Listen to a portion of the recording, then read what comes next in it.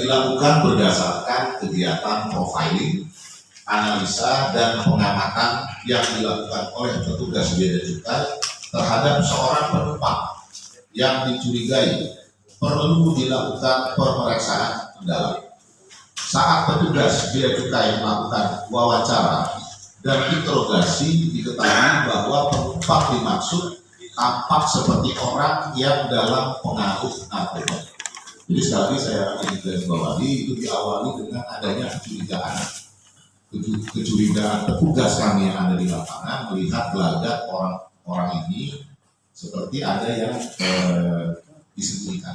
Dan ini juga berdasarkan analisa data penumpang yang dilakukan oleh tim analis kami. Setelah ada kecurigaan tersebut dan dilakukan wawancara dan interogasi, dapat orang tersebut mengaku bahwa memang belum lama mengkonsumsi narkoba, jadi masih agak setengah-setengah teler dia, istilah kita ya. Dan oleh karena itu petugas langsung melakukan kegiatan body tapping. Body tapping artinya pemeriksaan badan. Pada saat dilakukan body tapping, kedapatan anomali penebalan pada selangkah penumpang, dan setelah dilakukan pemeriksaan mendalam kemudian ditemukan 3 bungkusan berwarna hitam yang setelah dibuka kedapatan barang berupa kristal warna putih. Jadi pada saat dilakukan pemeriksaan mendalam ada barang yang disembunyikan di selangkangan, dimasukkan di dalam selangkang. Dan setelah kita buka, kita lihatkan ternyata ditemukan adanya 3 bungkusan berwarna hitam. Ya, dibuka lagi bungkusan hitam ini ternyata ada kristal berwarna putih. Berdasarkan pemeriksaan lebih lanjut, kita lakukan kegiatan uji narkotes ya untuk mengidentifikasi apa itu kristal putih. Terhadap 3 bungkusan plastik berwarna hitam yang berisi kristal putih itu dapat diketahui bahwa barang tersebut adalah narkoba jenis metamfetamin atau yang biasa kita kenal dengan nama sabu, dengan berat masing-masing kemasan yaitu 47 gram, 48 gram, dan 45 gram, atau kalau kita total beratnya adalah 140 gram.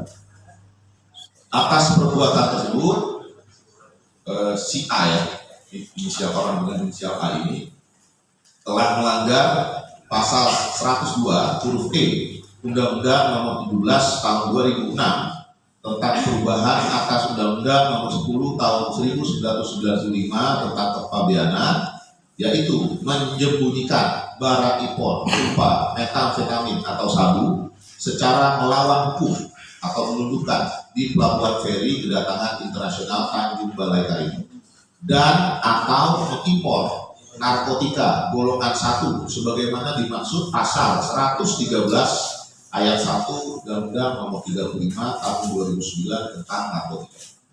Atas penindakan ini telah dilimpahkan kepada Polres Karimun, dan pelaku berinisial A ini juga sudah ditetapkan sebagai tersangka serta terus dikembangkan dalam proses penyelidikan lebih lanjut. Keberhasilan dalam upaya penindakan pelanggaran merupakan komitmen kita dan sinergi seluruh aparatur penegak hukum yang ada di Kabupaten Karimun dalam rangka memerangi peredaran gelap narkotika dan psikotropika. Dan tentunya hal ini kami di Bea dan Cukai dan TBK dan juga kami khusus Kepri serta Polres dan seluruh aparat penegak hukum di Kabupaten Karimun ini akan senantiasa secara berkesinambungan akan terus melakukan kegiatan pengawasan ketat terhadap peredaran barang-barang yang dilarang dan dibatasi. Diharapkan sinergi ini terus berjalan dan terjalin dengan semakin baik ke depannya. Mungkin itu sedikit dari saya. Pak Tutut dari kami juga ada pertanyaan. Terima kasih Pak Jerry. Bismillahirrahmanirrahim. Assalamualaikum warahmatullahi wabarakatuh. Waalaikumsalam. Selamat pagi, salam sehat, salam sejahtera bagi kita semuanya. Yang saya hormati Kepala Kantor Bea Cukai TBK Pak Jerry, yang saya hormati Kasat Narkoba Polres Karimun, Kasih P2 Kantor Bea Cukai TBK, rekan-rekan media, wartawan yang saya banggakan. Pertama-tama malah kita panjatkan puji syukur kepada Allah Subhanahu wa taala karena kita bisa berkumpul hari ini dalam rangka press release penggagalan 140 gram metamfetamin yang dilakukan di Pelabuhan Terminal Internasional TBK. Saya Kabid Penindakan mewakili Katanwil Bea Cukai Khusus Kepri.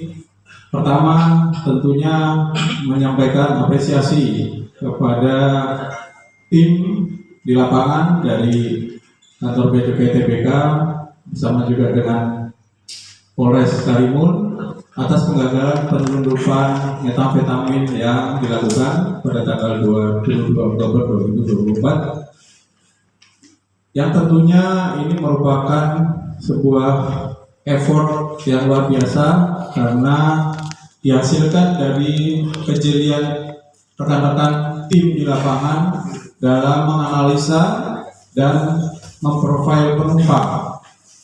Tentunya ini bukan hal yang mudah, dan sebagaimana kita ketahui bahwa Bea Cukai Kepri khususnya Tanjung Balai Karimun ini memiliki letak geografis yang sangat strategis, namun juga sekaligus rawan terhadap penyelundupan, termasuk di dalamnya adalah penyelundupan narkoba, sehingga perlu kolaborasi yang sangat erat antara Bea Cukai, polisian, juga aparat penegak hukum lainnya dalam menangkal masuknya barang-barang larangan atau yang berbahaya. Kemudian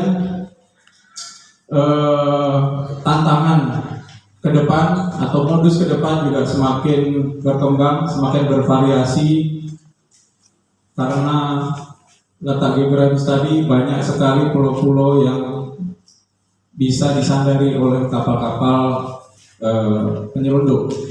Kemudian juga lokasi kita sangat berdekatan dengan negara tetangga, kemudian juga pasarnya juga masih banyak, sehingga kita diminta untuk bersama-sama dengan APH terkait, juga dengan masyarakat, termasuk juga insan media, untuk berkolaborasi, memberikan informasi, kemudian kita lakukan bersama-sama dalam penggagalan penyelundupan ke depan.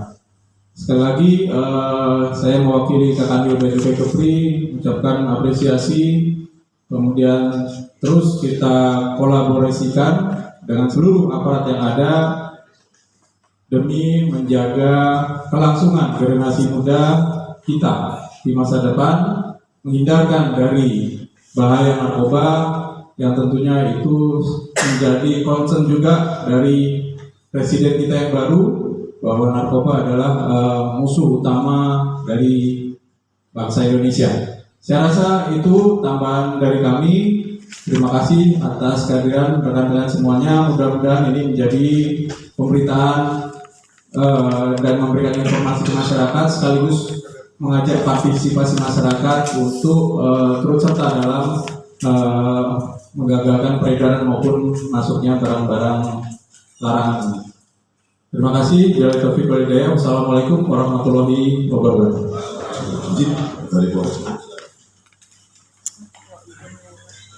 Assalamualaikum warahmatullahi wabarakatuh. Selamat pagi, salam sejahtera untuk kita semua. Mohon izin Bapak,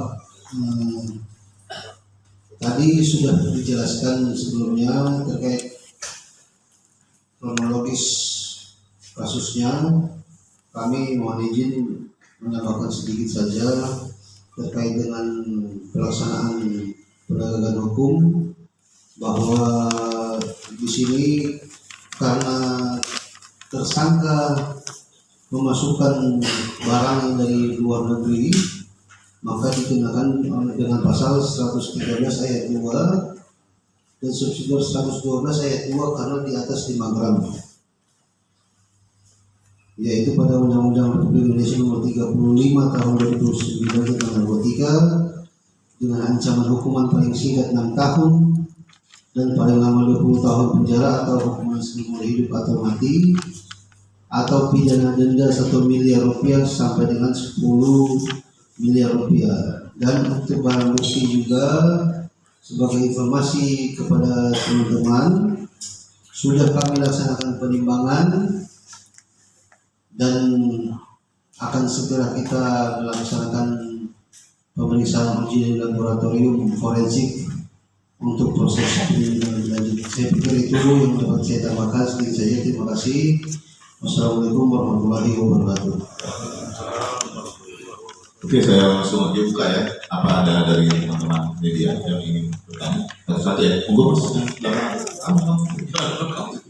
Sebutkan namanya aja nih.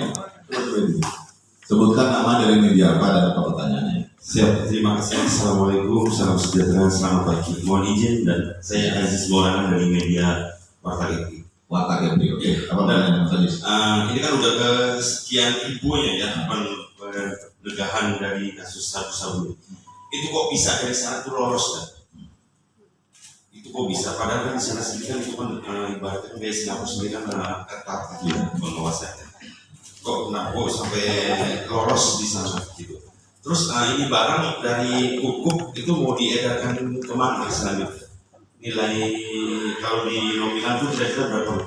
Terima kasih. Assalamualaikum. Oke, saya coba jawab satu-satu.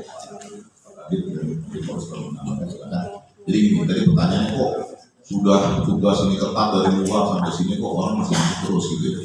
Kita sama-sama tahu, sama-sama paham. Kejahatan narkotika ini kan transnational crime gitu. Jadi memang jaringan dan sistem mereka itu terus berkembang gitu. Jangankan Indonesia, jangankan Malaysia, negara maju aja itu Amerika aja penyelundupan narkoba itu terus terjadi gitu. Sistem pengawasannya kita perbarui, mereka lebih memperbarui lagi. Jadi artinya apa? Memang yang semacam ini secara harus konsisten terus, nggak mengenal lelah. Karena penanganan kasus narkoba ini terus akan terus ada. Di mana ada potensi keuntungan yang besar, kita sama-sama tahu lah. Narkoba ini kan keuntungannya sangat besar ya. Jadi di mana ada peluang keuntungan yang besar, di mana masih banyak masyarakat susah, apalagi begitu. Di negara maju aja masyarakat susahnya aja tetap banyak gitu ya, apalagi di tempat kita. Diiming-imingin duit kita seberapa, masuk itu barang dengan segala cara. Maka tadi Pak itu sampaikan, mendeteksi barang-barang semacam ini yang ditempel di selangkangan, bahkan yang lebih parah lagi yang di swallow itu ya, sampai ke tubuh dan sebagainya itu sulit melindaknya. Semakin sedikit, semakin sulit melindaknya. Makanya sekali lagi ini dibutuhkan kerjasama seluruh aparatur penegak hukum. Dalam hal ini kami dan jajaran Bea dan Cukai, ada Polres, ada BNN gitu ya, ada imigrasi dan sebagainya. Kita selalu berusaha melakukan menjalankan tugas fungsi kita dan saling bertukar informasi untuk bisa secara optimal menggagalkan hal semacam ini. Dan hari ini kenapa saya telah press release, tujuannya salah satunya juga untuk membuka mata masyarakat gitu, melalui beritanya teman-teman wartawan gitu ya. Artinya apa? Karimun itu masih menjadi objek yang berbahaya untuk peredaran narkoba. Minggu lalu mungkin sama-sama dengar Kodim menyerahkan besar itu 8,9 kilo gitu ya yang di laut. Sebelumnya Lana juga. Jadi memang tempat kita ini masih menjadi tempat yang berpotensi untuk peredaran gelap barang-barang narkotika. Oleh karena itu, kami di sini berusaha untuk mendorong teman-teman wartawan, memberitakan sehingga ada kesadaran masyarakat. Karena kalau hanya melempar tugas ini kepada aparatur hukum, bukan kami nggak menjalankan ya, pasti kami terus menjalankan. Tapi tentunya bisa jadi barang-barang ini masih banyak juga yang lolos. Kita sama-sama mengakui lah. Karena memang sistem itu mereka sangat berkembang gitu ya. Jadi sama-sama kita harus saling mengawasi dan saling membantu. Itu yang pertama. Tadi yang kedua, barang dari mana? Tadi pertanyaan kedua tadi. Nilai barang dari mana? Saya menambahkan sedikit. Jadi saya menambahkan informasi ya. Orang ini berdasarkan hasil pemeriksaan kita itu orang Tanjung Batu. Tanjung Batu ya. Jadi memang asli loh. Jadi orang warga negara Indonesia dan memang orang Tanjung Batu. Tapi berdasarkan informasinya nanti mungkin bisa kita yang saya dapat rencana mereka itu akan dibawa ke Batam, Pak Kasat ya. Jadi informasi itu akan dibawa ke Batam. Jadi saya juga masih belum terlalu paham ya, karena kan saya juga awalnya bingung juga kok hukum TBK Batam kenapa yang ke Batam kan kayak gitu ya. Memang inilah namanya jaringan ini, pergerakannya ini memang berubah-ubah. Mungkin mereka lihat situasi yang masih terbuka, lebih memungkinkan mereka untuk masuk gitu. Tapi fakta yang kami dapat berdasarkan collecting info ya, membantu informasi bahwa barang itu dari TBK akan bawa ke Batam. Jadi sekali lagi mungkin itu.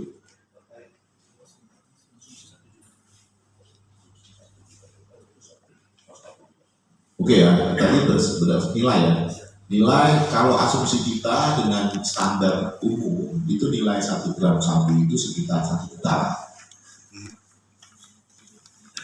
1,3 bahkan, 1,3 juta per gram. Jadi kalau tadi dinilai, ini asumsi loh ya, asumsi mungkin nilai barang itu bisa sampai 182 juta.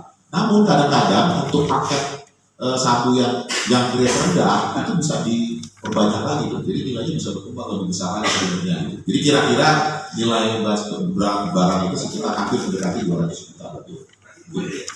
Kurir. Berapa mereka dapatnya? Belum masih berkembang. Karena ini orangnya juga agak-agak relatif sulit ngomongnya. Tapi nanti akan kita dalami ya. Jadi sekarang juga begini. Ini kan jaringan terputus ya. Kalau untuk pembawaan kurir-kurir narkoba ini dia tersekat-sekat gitu. Rencana kami dengan Polres ini sebenarnya ingin menindaklanjuti pengembangan ke penerima dan sebagainya. Tapi memang kendalanya adalah orang ini ketika sudah ditunggu nih orang penerima di TBK ini juga ada temannya katanya.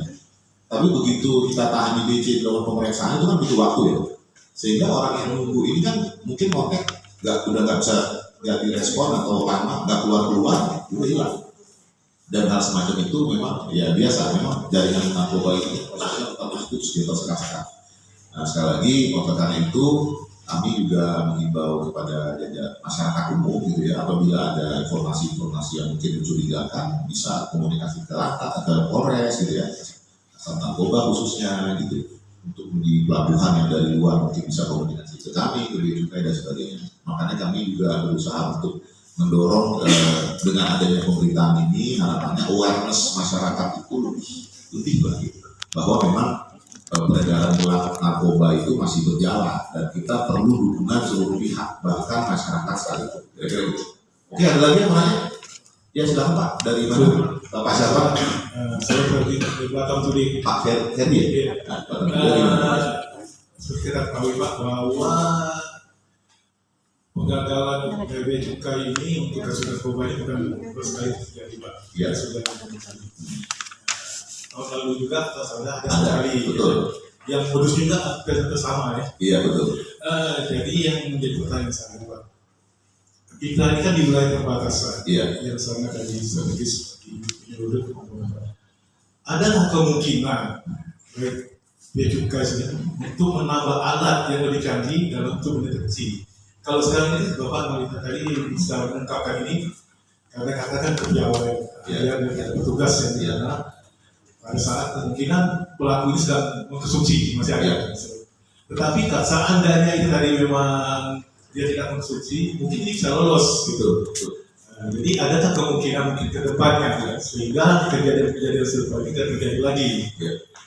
Kemudian yang kedua, mungkin saya ke Pak Kasat. Kalau kita melihat Pak, memang belakangan ini kalau menjadi tujuan ya, tidak apakah nasib, apakah memang sebagai tujuan lain. Untuk kasus narkoba, ini kan luar biasa. Di samping tadi masuk secara ilegal, ini juga dimasuk di pintu-pintu yang resmi tadi.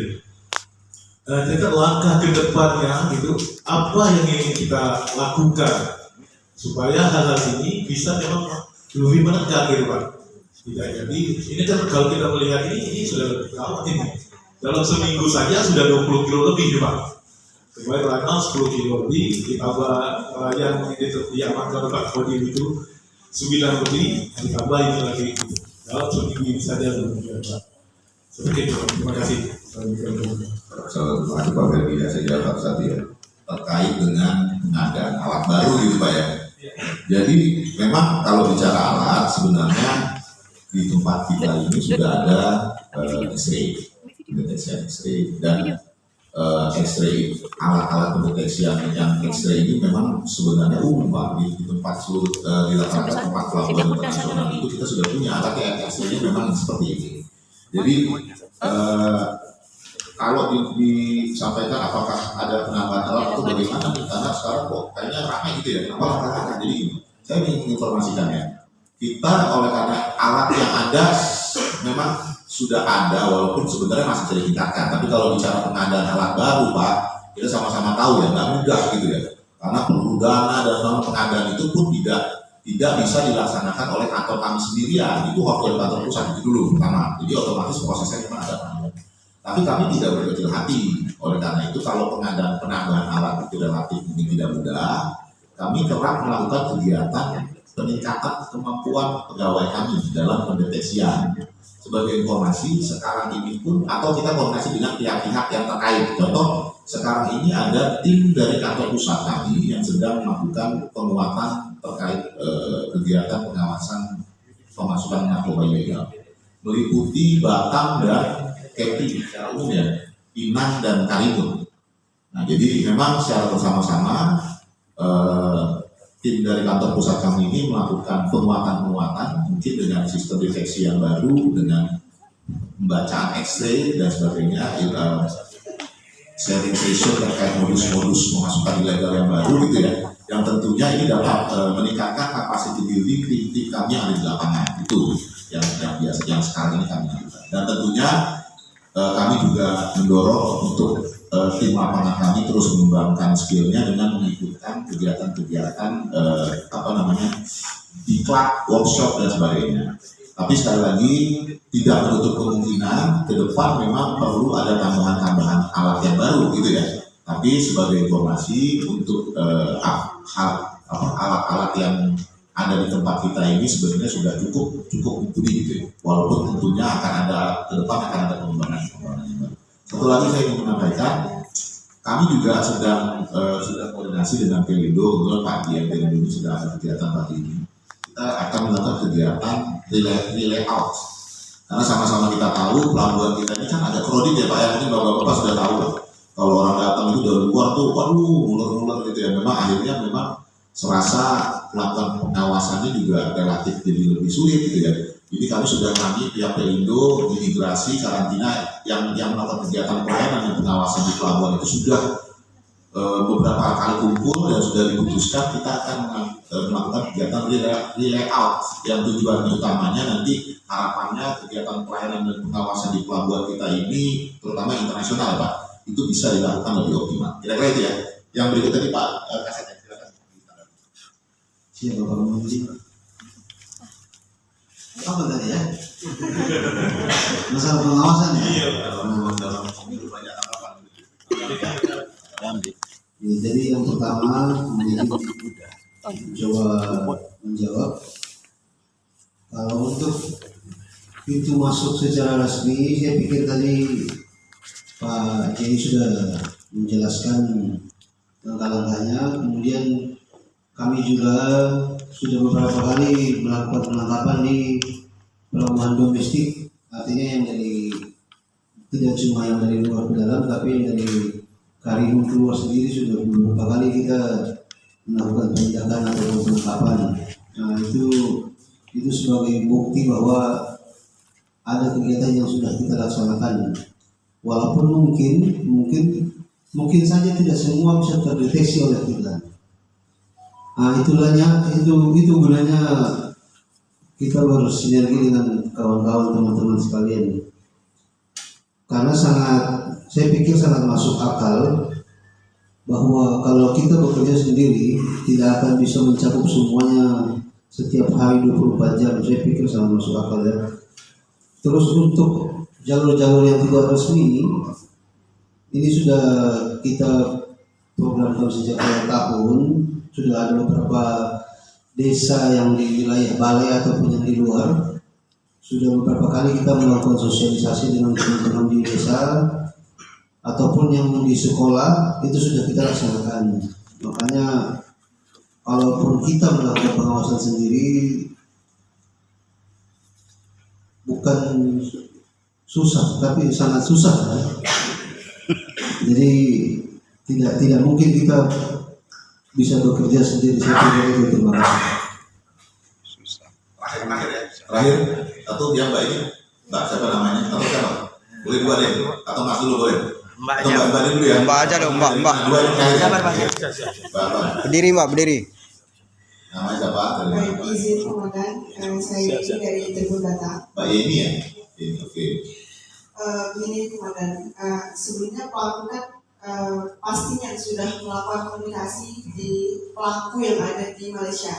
Nah, untuk lokasi spesifiknya itu di mana? Kemudian apakah kita sudah koordinasi dengan pihak berwajib di Malaysia? Kemudian pelaku ini sudah berapa kali melakukan aksi? Terima kasih komandan. Oke, Mbak Yeni ya. Pak, saya menginformasikan tambahan. Dia ini yang memakai nomor Malaysia. Ya, jadi gitu. Memang hebatnya dia komunikasi ini via telepon. Jadi record WA-nya juga sulit, nggak terdeteksi gitu ya. Nah, kalaupun kita orang ini kan aslinya asli Tanjung Batu, jadi memang domisilinya ada di sini Tanjung Batu. Otomatis kegiatan kalau pengakuannya sih membawa barang ini sih baru 1 kali pengakuannya. Semua juga begitu kan, kalau ngaku baru 1 kali Pak. Tapi memang ada kegiatan-kegiatan yang mereka berangkat keluar dan kembali ke sini. Tapi biasanya berdasarkan data yang saya dapat itu ada kegiatan selaku TKI ya, TKI. Jadi bekerja misalkan dia berangkat 1 bulan baru balik gitu. Bahkan ada beberapa kali kegiatan itu. Cuma yang kali itu sepertinya ada perjalanan singkat ya. Perjalanan singkat baru kali ini. Jadi pengakuannya memang seperti itu ya. Pengakuannya ya. Makanya kita masih kita dalami. Nah, mungkin jadi gitu ya. Dan kalau terkait pendapat penangkapan semacam ini, apalagi warga negara Indonesia itu memang kerjasamanya tidak. Kalau kita mau kerjasama dengan luar ya, dari hukum atau Malaysia Singapura itu tidak ya satu persatu begini kita komunikasi. Karena mereka pun sebenarnya nggak tahu kalau orang ini bawa barang. Kalau mereka tahu kan mereka udah tangkap juga di situ, namanya narkotika gitu ya kira-kira ya. Jadi ya otomatis pendalamannya justru ada di kita. Nanti kami mungkin akan ke depan komunikasi dengan Polres, komunikasi dengan BNN, gitu ya, komunikasi dengan imigrasi dan semacam itu. Jadi penguatannya itu justru lebih kepada penguatan di dalam kita. Perlu kolaborasinya itu lebih kepada kolaborasi di dalam kita. Kalau di luar itu lebih kepada pertukaran informasi semacam itu. Tapi tidak spesifik. Apalagi kalau kecuali yang kejahatan yang sangat besar gitu ya. Itu relatif tidak mudah kalau kita kerjasama dengan instansi di luar negeri sana. Mungkin gitu ya, Mbak ya. Atau lagi terakhir, mungkin Pak Sarasama dari mana? Izin Pak, satu lagi pertanyaan. Namanya? Haryono dari Metropolitan. Metropolitan. Oke, apa? Izin Pak, pertanyaannya, seandainya lolos dari pantauan kecurigaan petugas, berapa persen dengan peralatan atau kecanggihan alat petugas bea cukai yang ada ini bisa menggagalkan masuknya penyelundupan narkotika ini? Oke, itu pertanyaannya berat betul. Kalau dari informasi juga, jadi gini, inilah kondisi nyata yang kita sama-sama tahu. Ada alat, ada perlu juga kemampuan petugas, gitu ya. Kalau jadi nggak ada ya, tidak ada satupun alat yang saya tahu. Kalau orang lewat mampu ditek narkoba, kalau ada alat itu kita beli semua itu. Nggak ada, masalahnya nggak ada gitu loh. Jadi alat-alat itu hanya semacam alat-alat pendeteksi awal gitu. Jadi nggak bisa teori kalau ada alat kita lewat lorong kan langsung tahu narkoba di selangkangan gitu kan. Waduh, kalau ada alat itu kita udah pasang lagi satu. Kenyataannya kan nggak ada. Jadi alat-alat pendeteksi yang ada itu ya hanya semacam X-ray. X-ray ini pun contoh ya, saya sedikit memberikan informasi. Misalkan barang narkoba ini kalau dicek di X-ray, kalau terbuka itu dia warnanya orange gitu ya. Padahal barang-barang nabati itu kalau dimasukkan di X-ray warnanya orange juga. Jadi tidak setiap yang orange itu pasti narkoba, paham ya Pak ya? Jadi belum tentu pasti narkoba, jadi nggak gampang yang deteknya gitu. Nah kalau mereka menutup dengan aluminium gitu, aluminium foil dan sebagainya, itu tampilnya agak gelap gitu. Tapi apakah setiap yang gelap itu pasti narkoba isinya? Ya enggak juga gitu. Jadi kalau tadi dibilang kira-kira berapa persen? Nah, gini, makanya dibutuhkan kejelian petugas juga di lapangan. Itu yang kami upgrade juga sekarang ini ya. Pasti semua instansi berusaha meningkatkan kemampuan pendeteksian masing-masing anggotanya. Bukan hanya di tempat kami, tapi juga di Polres, di imigrasi, di BNN dan sebagainya. Nah, melalui apa? Melalui pelatihan-pelatihan, begitu ya. Karena melalui kita juga belajar di tempat kami itu ada yang namanya ilmu profiling. Jadi kita bisa melihat nanti gelagat orang yang mungkin berogian, tiba-tiba ada kelakuan-kelakuannya, parameter kelakuan yang saya nggak bisa share secara umum, nanti bisa ditangkap kalau bapak masukin pula di berita, nanti repot saya gitu. Adalah gelagat-gelagat khusus, tanda-tanda khusus berdasarkan petugas profiling kami itu bisa mendeteksi ada kecurigaan, bukan berarti pasti loh ya. Ini kan semuanya kan tanda-tanda kecurigaan gitu, untuk bisa kita lakukan pendeteksi pemeriksaan lebih dalam. Ataupun ada tim kami juga yang kita dorong untuk belajar kemampuan analisa. Analisa apa? Analisa data PAU namanya, passenger analysis ini, maksudnya data perjalanannya. Misalkan dari orang ini kok sering ke Thailand, Malaysia, Indonesia. Sementara kan Thailand kan negara yang sangat resiko tinggi, atau mungkin Kamboja dan sebagainya. Itu kita bisa juga pelajari analisa data-data perjalanan seorang penumpang gitu. Nah jadi sekali lagi Pak, saya tidak bisa menjawab kayak ilmu eksakta, 50% Pak, 40% nggak bisa, karena memang kemungkinannya sangat besar nih gitu ya. Dan memang itulah makanya tadi disampaikan Pak Kasat juga dengan Pak Kabit, nggak bisa kegiatan penanggulangan peredaran gelap narkoba ini dilaksanakan sendirian. Bahkan kolaborasi aparatur penegak hukum pun tidak cukup. Jadi perlu gimana Pak? Perlu partisipasi aktif masyarakat gitu loh. Itu yang kita harapkan. Tadi juga sudah komunikasi ke sekolah dan sebagainya. Karena ini kejahatan transorganized crime. Orang perlu duit gampang, bayar sedikit bisa bantu gitu ya kira-kira. Jadi memang perlu dukungan masyarakat, bahkan teman-teman juga wartawan ini gitu, untuk mempublish bahayanya narkoba ini gitu. Karena kalau sendirian bea cukai mana mampu bea cukai sendirian, Polres sendirian nggak mampu. Kita kerjasama belum mampu kan, butuh dukungan dari masyarakat gitu ya. Jadi sekali lagi inilah kami berkumpul di sini ingin menyampaikan informasi penegakan terhadap peredaran gelap narkoba. Tujuannya teman-teman semua nanti bisa publish dan kita berusaha untuk meningkatkan awareness masyarakat bahwa bukan hanya yang gelap lewat apa kemarin ya, yang diambil kodim, yang diambil angkatan laut, jalur resmi aja masih ada gitu maksud saya itu.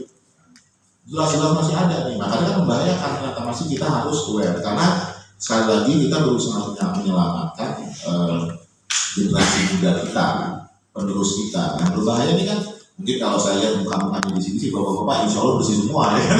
Yang berbahaya kan di rumah anak-anak kita ini berbahaya gitu maksud saya gitu. Nah, jadi sekali lagi mudah-mudahan berita yang terpublish nanti itu bisa benar-benar memberikan tambahan awareness ya, kepedulian, kesadaran masyarakat tentang terkait dengan bahaya peredaran gelap narkoba. Mungkin itu cukup ya. Oke, terima kasih. Terakhir apa? Ya udah terakhir apa? Dari siapa? Pulangnya nih. Dari siapa? Pak siapa? Saya Boy dari Sempena News. Oke, gimana Mas Boy? Bukan pertanyaan Pak. Iya. 30 detik aja. Yang Ya. pertama mungkin mau kirim masyarakat yang menyampaikan apresiasi yang Siap, terima kasih. bagi Bapak petugas. Yang kedua, mungkin kawan-kawan mungkin walaupun tidak mewakili secara pribadi, penangkapan atau penindakan pelanggaran kepabeanan yang lain kan banyak Pak. Ya. Mungkin dirilis ya, jangan cuma narkoba aja. Itu aja Pak. Oke, terima kasih masukan ya. Oke ya, saya kembalikan ke MC. Kami ucapkan terima kasih kepada jajaran pimpinan atas penyampaian